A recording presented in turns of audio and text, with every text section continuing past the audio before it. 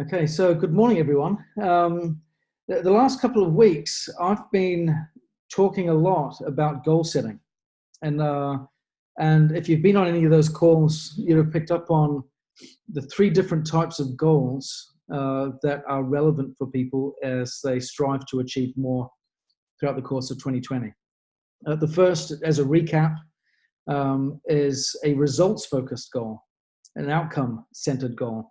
A goal like that might be something like, I'm going to be on Team Kaizen at the end of 2020, or I'm going to rank advance this year from whatever rank I'm at now to the next rank, platinum to diamond, gold to platinum, or what have you. It may be a number of other goals, maybe an income-related goal. I want to have a check at a certain monetary value on a monthly basis consistently in my business.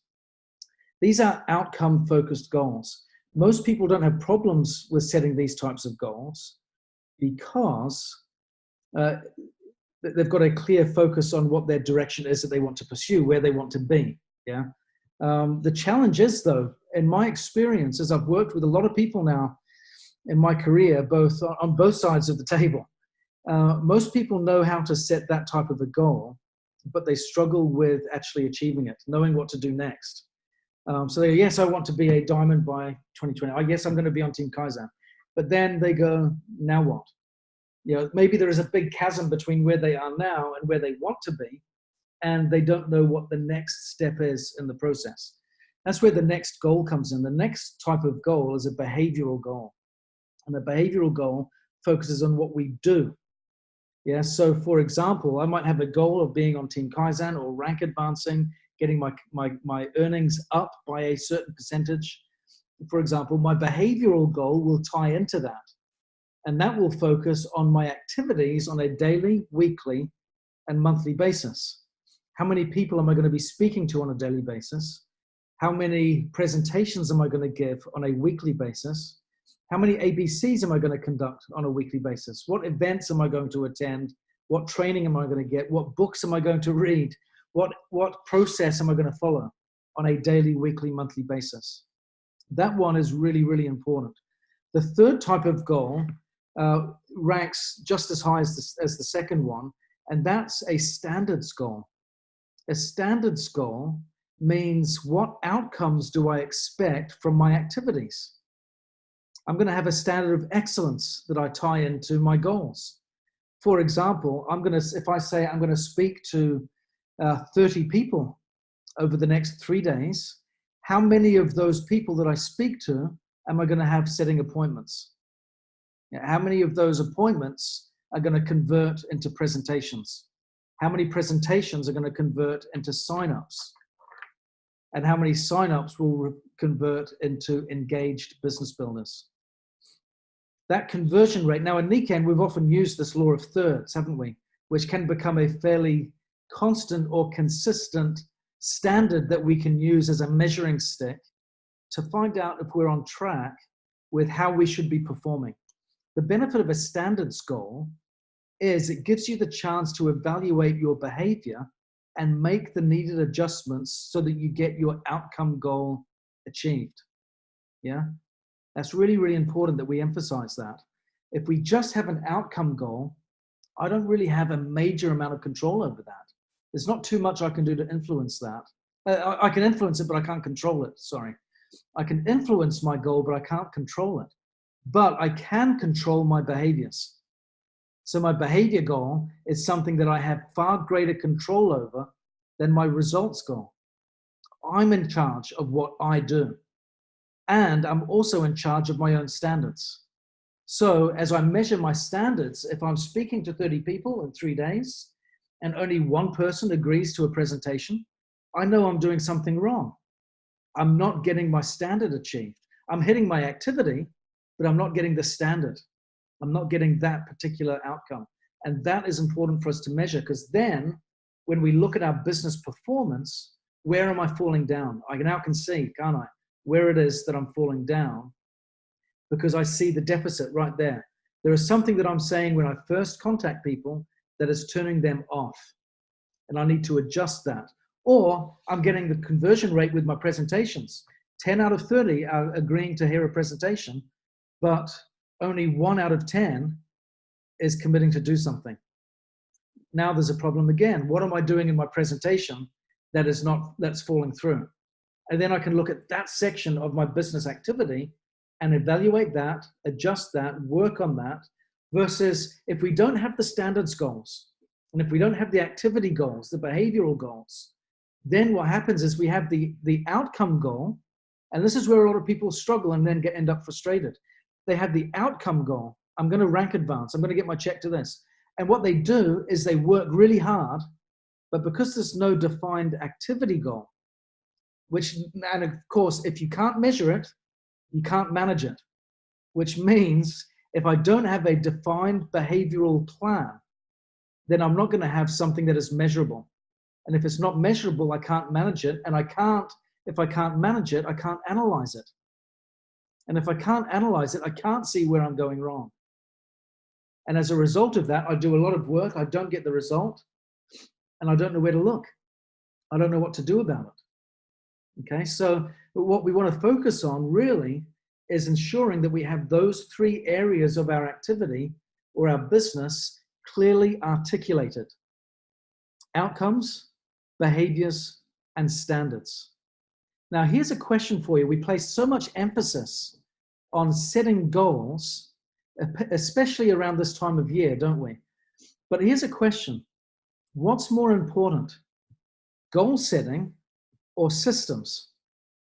Which plays the more important part? For many people, we hear it's kind of built into our psyche and our culture that if you want to achieve anything, it comes down to setting meaningful goals. If you want to lose weight, if you want to spend more time with your family, if you want to be a successful entrepreneur, run your own business better, what do we have to do? We have to set meaningful goals.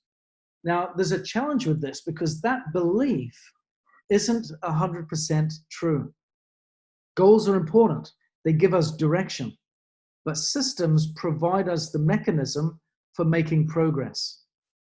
For example, every athlete that enters the Olympic Games shares the same goal: to win a gold medal.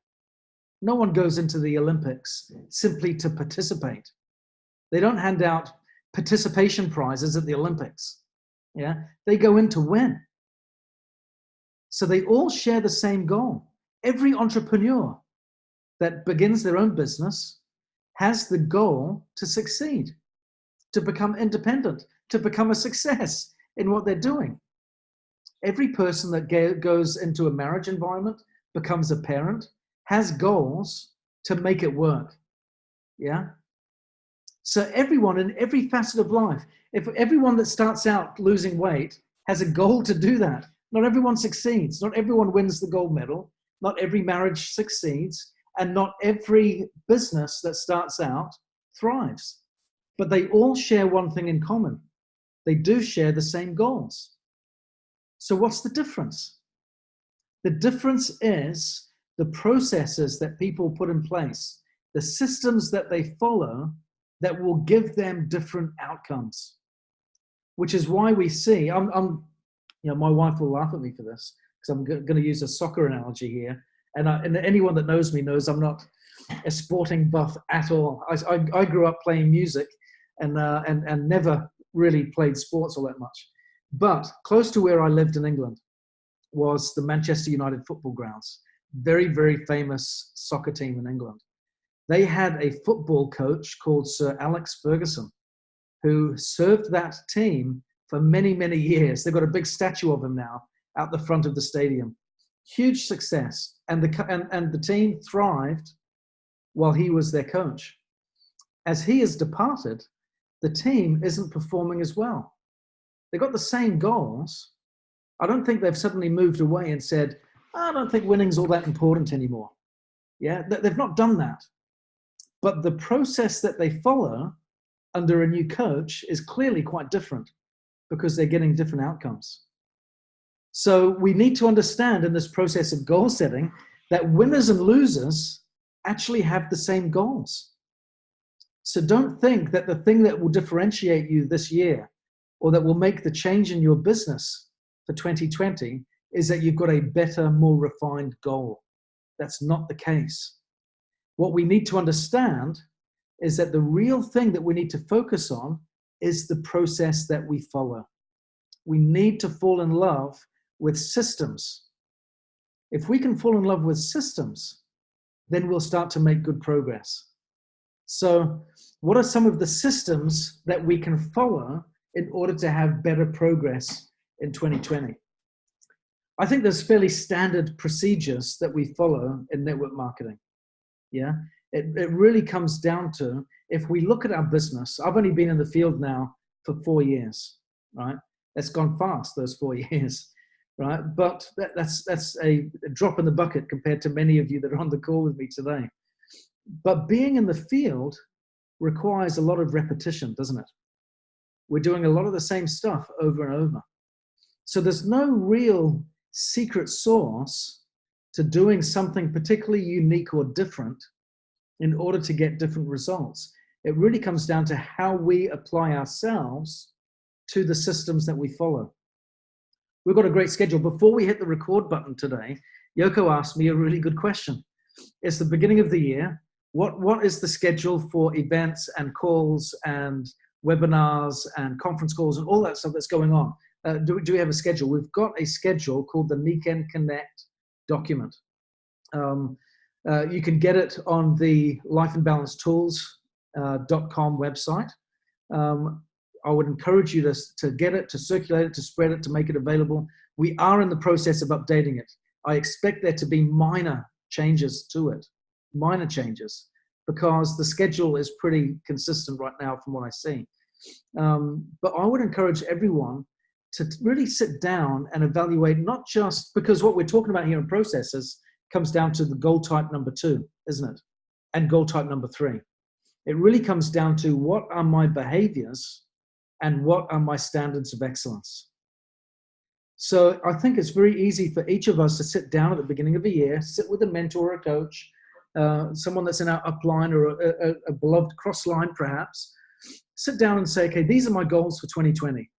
This year, I'm going to rank advanced to platinum, or I'm going to rank advanced to diamond. I'm going to get my checkup by 20%. I'm going to make sure that I get onto Team Kaizen. Those are all outcome-focused goals. And the challenge is, as an upline and as a leader that's been in this business for many years, I have heard those types of goals all the time. All the time. And there's this many people set them, and there's this many people achieve them. It's always the way. What I would like to see different in 2020 is that we spend more time as a group of leaders devoted to our process and our standards, and to fall in love with that, so that what we have at the end of the year is a natural byproduct of that daily, weekly, monthly rhythm. The critical thing is, how many of us have seen athletes that win competition after competition after competition, they stop competing and they get fat? Have you seen that happen? And it's like, oh my goodness, you're a professional athlete? Looking at you now, you'd never guess, yeah? We've seen that, haven't we? Why is that? Because their goal was centered around what that outcome was. It was focused on winning a result, getting a result. And as soon as they removed that goal, they had nothing to fight for. They had nothing to compete for. They had nothing to train for. I kind of fall into that trap. But when I was younger, as a musician, I used to play in a lot of jazz bands when I was a kid. I always had something to practice for, because we were always performing at an event or a function somewhere around the country. So I always had a reason to practice. As I got older, I left the country for a couple of years. When I came back, I wasn't in any particular band at the time. And so I had nothing to practice for. And what happened? I kind of stopped playing because I had nothing to play for, which was a tragedy, because music was my life when I was younger. What we want to do is fall in love with doing it for doing its sake. If we can love the process, then the results will come automatically.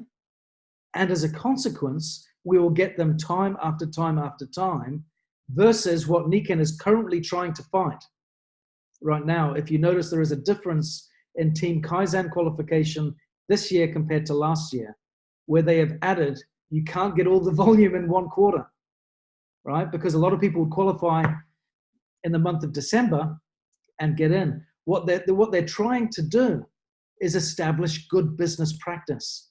If we can be consistent and get the volume coming in month after month after month, then the benefit to our business will outweigh the benefit of being in Team Kaizen. Because what a lot of people will do is they'll hit that target and then they'll drop. But it's often like this. And then they carry on again. And that's what happens. It goes like that. That doesn't provide or facilitate meaningful business growth. If we fall in love with the process and establish good daily rhythms, good weekly activities, and clear standards of excellence, and we do that repeatedly, and we fall in love with the results that we're getting because we love the process, then Team Kaizen will come automatically. The check will start to go up automatically. The rank advancements will come in time. And it will happen month after month after month. The real difference that I see, like I said, I'm going to repeat this because it's critical. So many people set the goal focused on the outcome, but they don't set the goal focused on behavior or the performance standards. What I would love to see, and this is an invitation to each of you, is to set some goals around your behavior. What will I do on a daily, weekly basis? Make it a SMART goal. SMART, as a reminder, is specific, measurable, achievable, realistic, time-sensitive.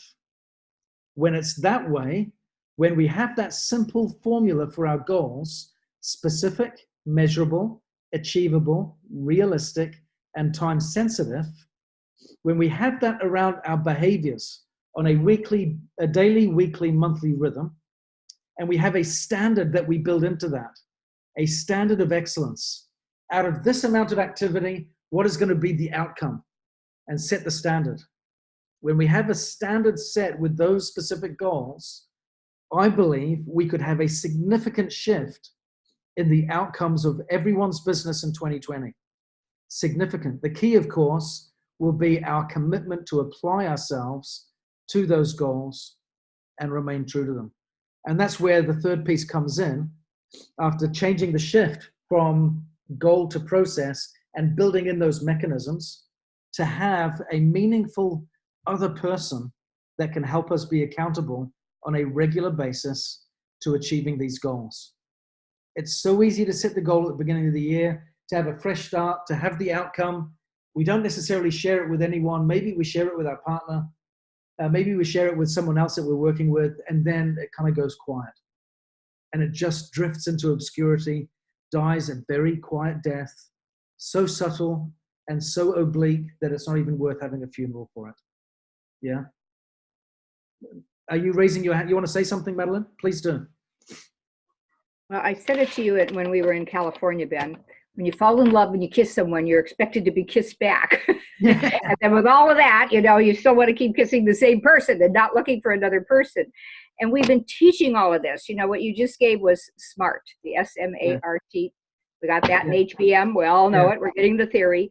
Yeah. And, you use that vegetable soup analogy when you first got into the field. And I said it in California, and I'll say it again here. We have the Nikan Connect. We have people that aren't showing up for it. Something's missing in between. We're not getting kissed back in these relations and the duplication. And I think it's still a lot of change and so many different processes. So we have tenured people here that are still stuck and still looking, and we want to hear your wisdom. And then we have some new people. Here's Christian, who's the hotshot team up in Canada with a process. And so now he's here listening, and here's all of us, and we have somebody that's young.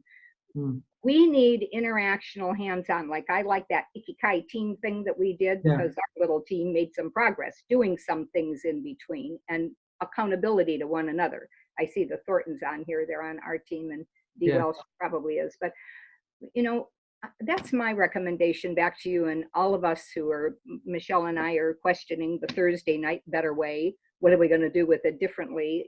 Asking people, including ourselves, to be hosting at the same time. So we have people here. So I think pretty much we know, or we've heard. I'm thinking here, yesterday I was on Brody's goal setting, and I have his notes. Wednesday night, Jeff Isom's doing his, and now you're doing this. So I'm looking through the same book now. What major themes and tips are coming through all of our goal presenters here on the ATR? We do the same thing there. It's something about the getting love kissed back and falling in love that we need to keep staying with, who, you know, and the duplication. And I'll just say myself, this increase in the retelling, my God, I have an appointment tomorrow with a practice that I've been following up on that looks promising. Well, you know, so if I focus on something like that in building a team and all of the new 1-2s and lists and writing this and that and the other, I mean, that's the part that, especially for those of us that have been around for a long time, that is, it's giving me, or I'm allowing it to give me, perceiving it as a little bit of stress. And I just wonder, looking around with some others that I see here that are on those same calls with me, or we have side conversations, can you address that? Yeah.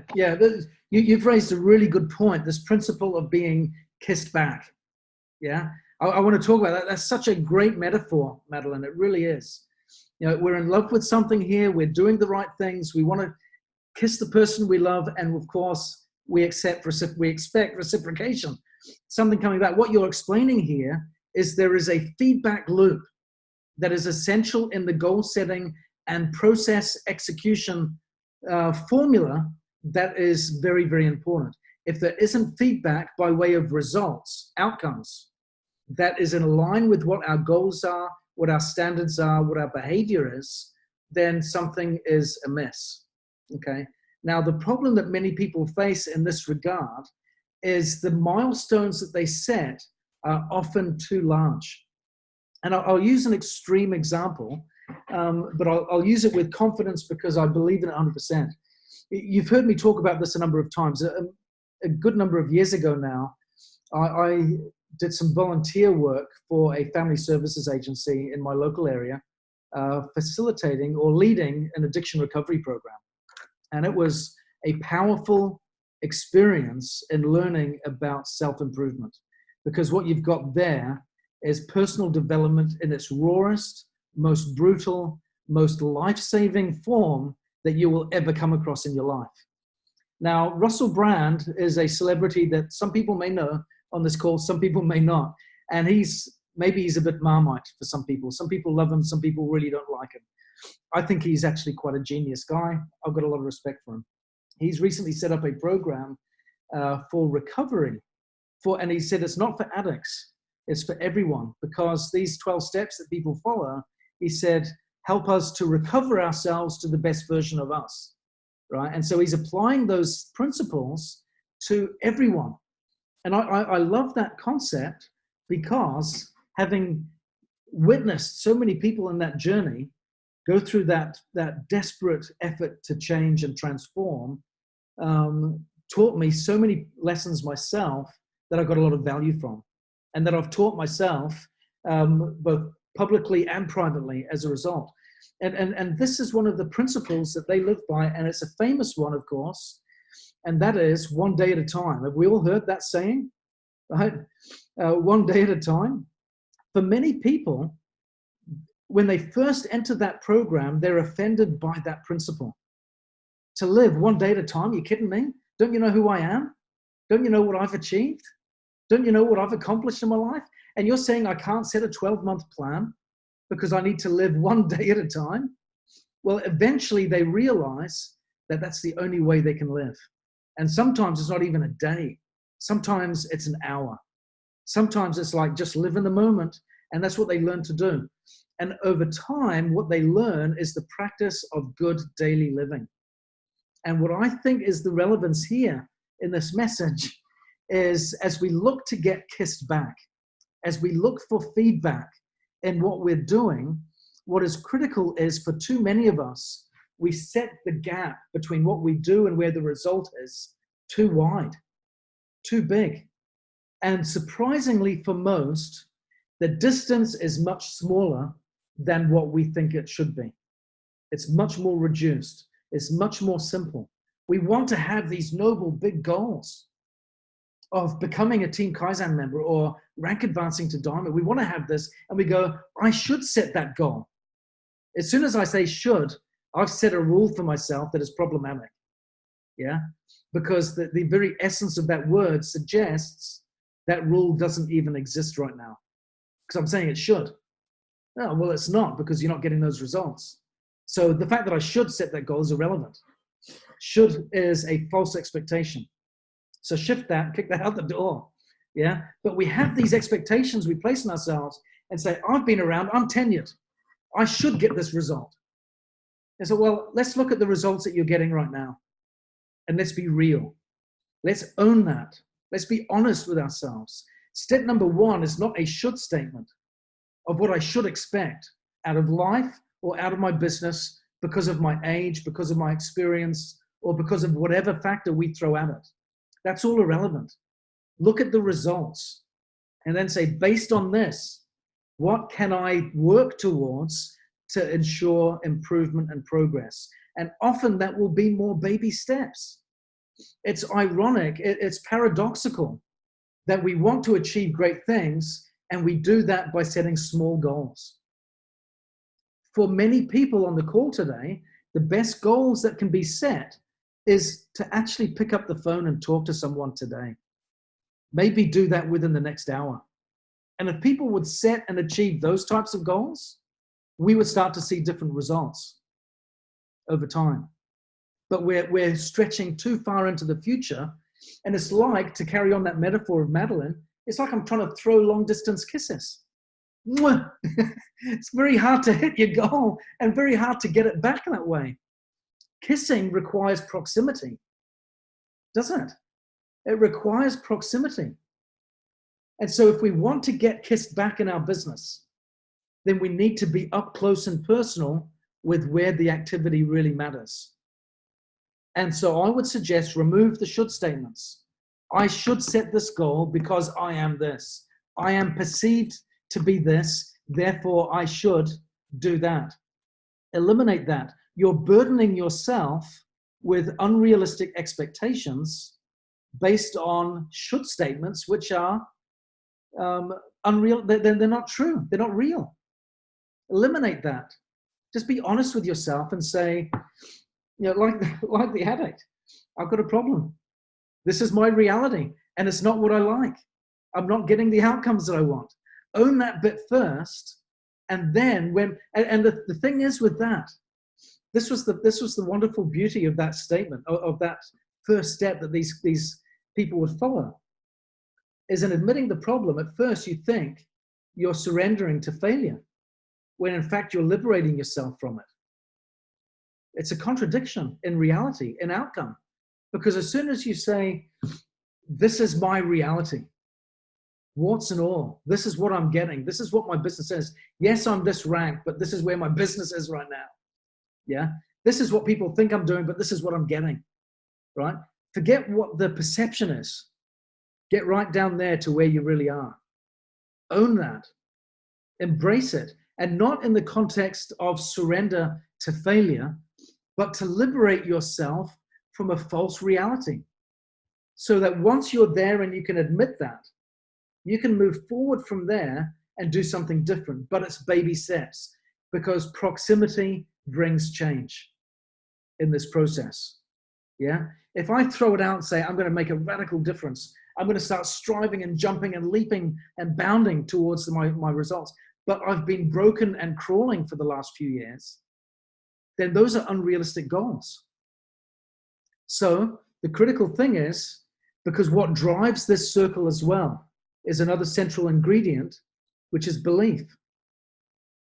And if I'm getting bad results, and I've had bad results for a long time, then my belief will get compromised, which means how I act will be compromised. Because if I'm not doing it with conviction, when I'm talking to others, they're not going to believe what I say. We always believe body language over words. Excuse the background noise there of my front door. We always believe body language over words. Yeah? Which means I can say all the right stuff, have a perfect script, but if I'm not convinced myself, I won't be very convincing to others. Okay? So in order to improve my belief so that my behavior improves, even if I'm going through the motions, going through the process, If I need to improve my belief, how do I do that? It's really straightforward. Get proximate again. Get up close and personal to little changes. Have that one day at a time, or that moment to moment, that step by step, hour by hour principle of, I'm going to call someone in the next hour. I'm going to invite someone to do something in the next 30 minutes. If we set short little goals like that, what happens is we can measure those results. And when we get a result like that, where someone says, hey, I'll be happy to talk, measure that, because now you have evidence. You've just been kissed back. Yeah. But if we set big goals that have big distance between where we are and where we should be, and we're using the measurement of what our perception is versus reality, we make a big jump. There's a lot of space there to miss. We don't get kissed back, and we go, I'm failing. And what happens? My belief is compromised. But if I take the little steps, I'm going to call someone in the next 30 minutes. I'm going to try and set an appointment before lunchtime for a presentation. And we set small proximate goals like that, that we have influence and control over, that are based on our activity, and we have a clear standard of excellence that allows us to measure, evaluate, and improve. We will get kissed back more. And the more kissed back we get, of course, the more love we feel, the more love we want to give. Yeah. And it becomes a virtuous circle. So that would be my recommendation based on Madeline's question. I think that's a profoundly important question that Madeline raised. So my invitation, just to summarize now as we come to the end of the call, is yes, we have outcomes. Those outcome goals are often a long way away. But we want to set daily, weekly, monthly goals where we have this principle of clearly defined, again, SMART, specific, measurable, achievable, realistic, and time-sensitive goals. Yeah, we want to have them focused on little things so that we can allow our business to kiss us back, so we can get that feedback coming through from our business that provides results back to us, that is evidence that I have reason to believe. And when I have evidence presented back to me that I'm on the right track, and even if we're starting out with those little ones, which is where we all need to begin, yeah?